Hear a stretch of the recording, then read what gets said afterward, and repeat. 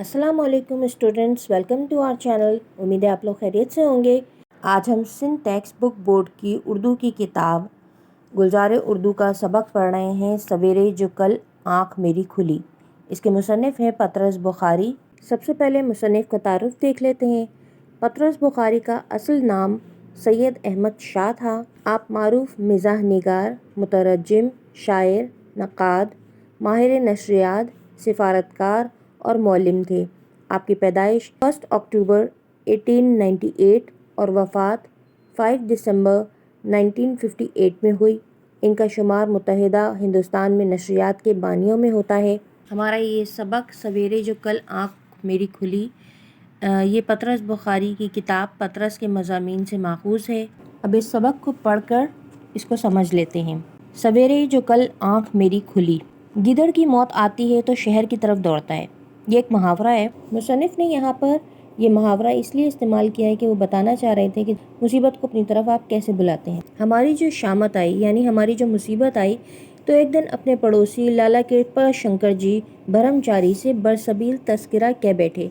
बरसबील तस्करा से मुराद है तस्करे के तौर पर, यह ऐसे ही बस आम तौर पर बात कर दी उन्होंने।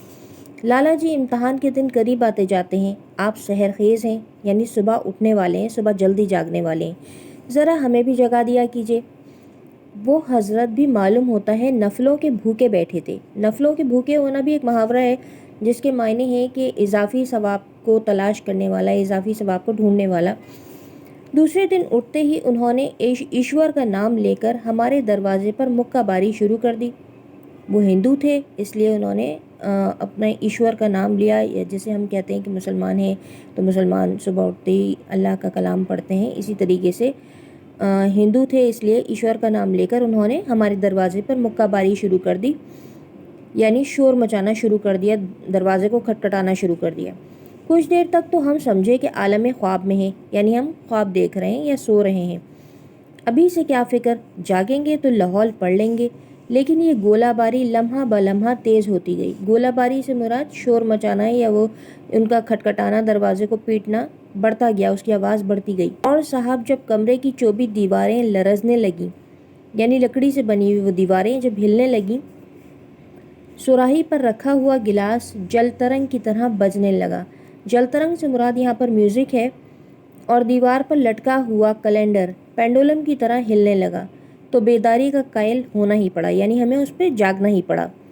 मगर अब दरवाज़ा है कि लगातार खटखटाया जा रहा है।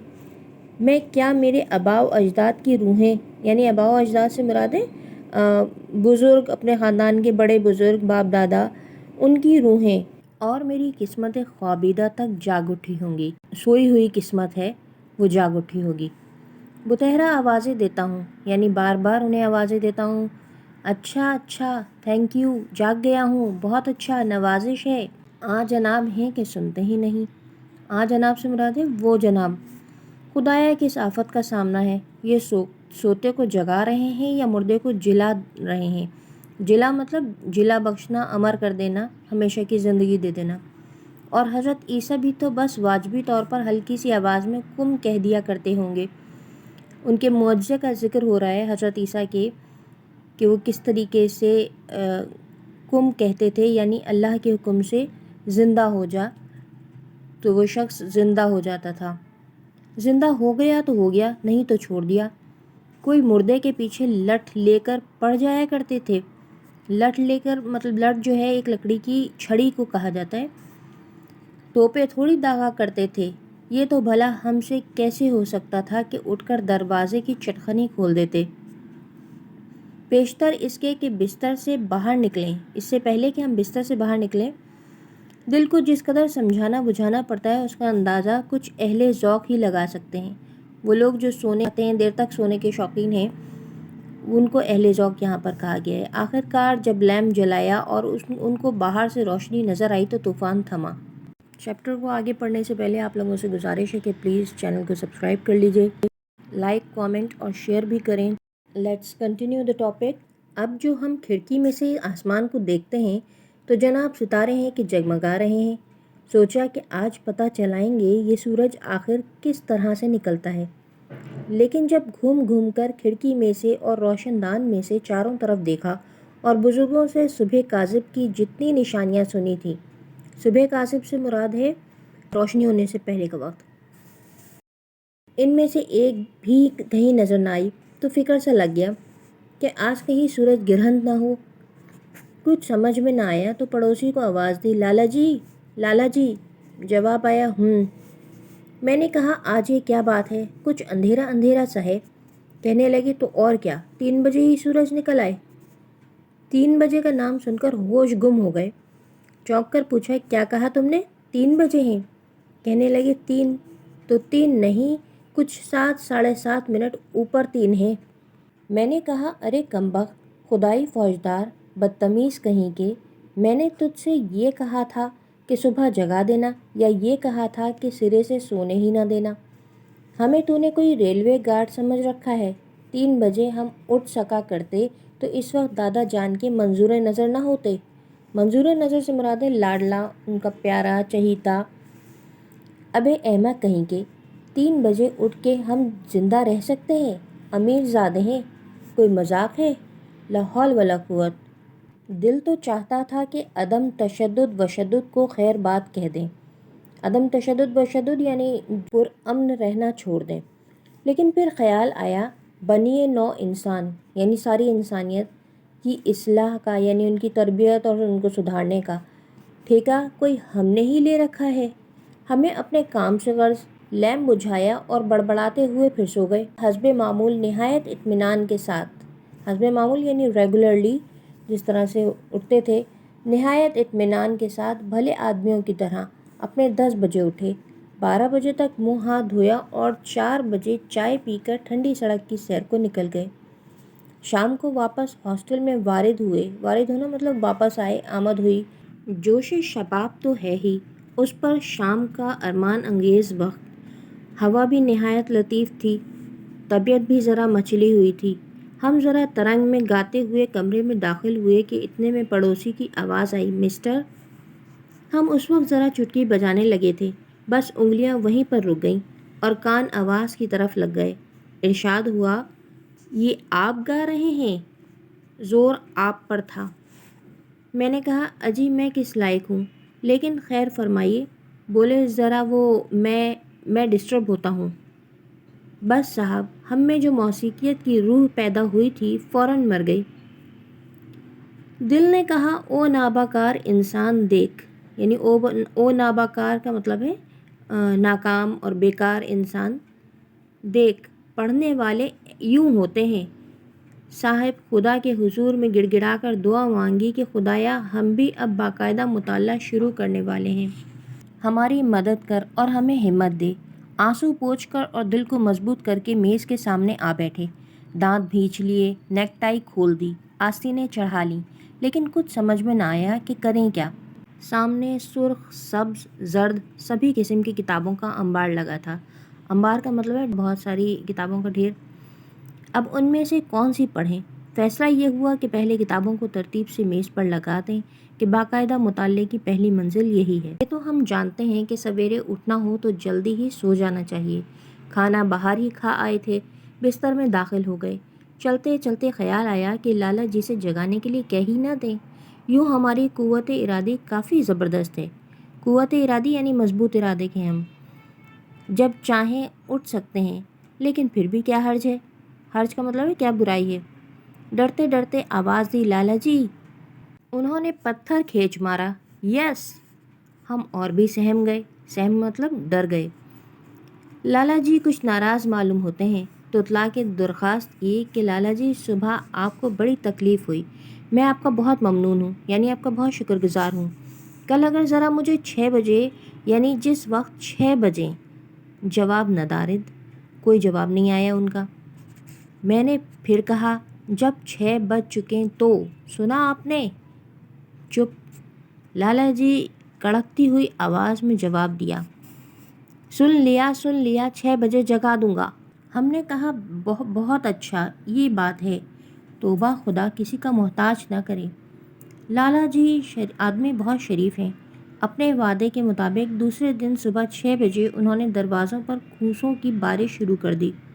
ان کا جگانا تو محض ایک سہارا تھا، ہم تو خود ہی انتظار میں تھے کہ یہ خواب ختم ہو لے تو بس جاگتے ہیں۔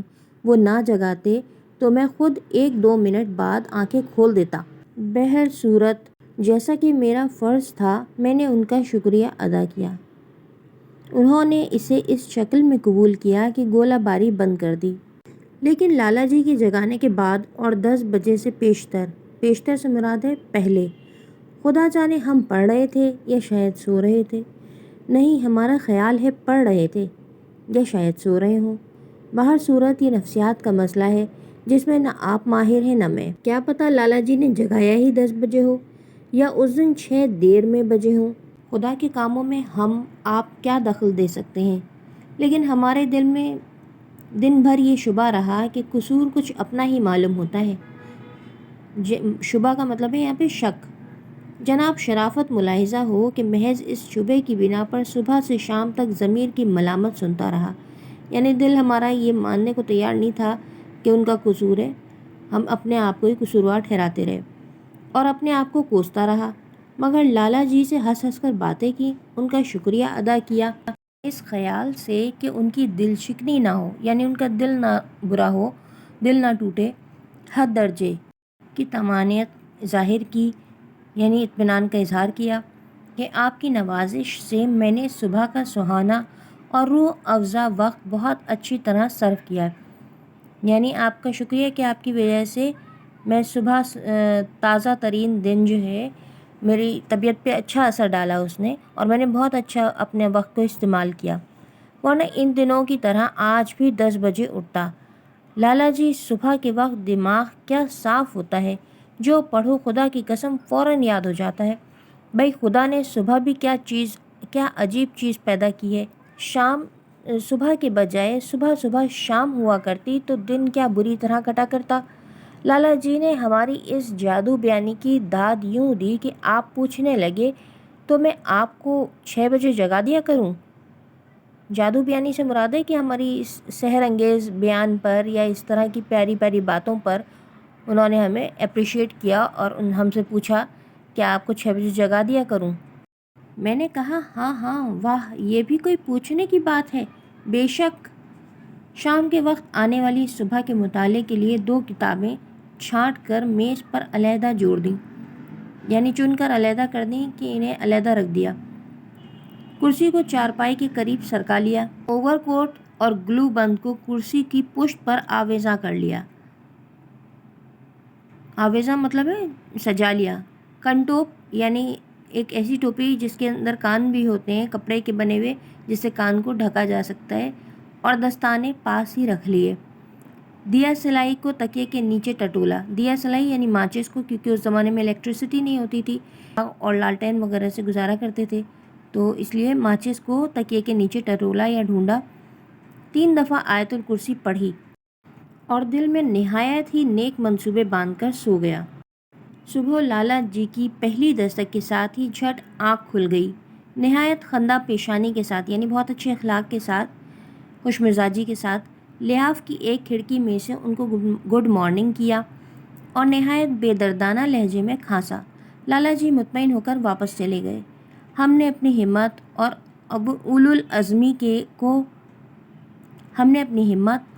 اولو العزمی کو بہت سراہا، یعنی اپنی ہمت کو، اپنے حوصلے کو بہت اپریشیٹ کیا کہ آج ہم فوراً ہی جاگ اٹھے۔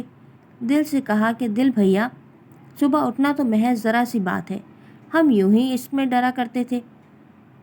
دل نے کہا اور کیا، تمہارے تو یوں ہی اوسان خطا ہو جایا کرتے ہیں۔ اوسان خطا ہو جانا بھی ایک محاورہ ہے جس کے معنی ہیں گھبرا جانا، جلدی پریشان ہو جانا۔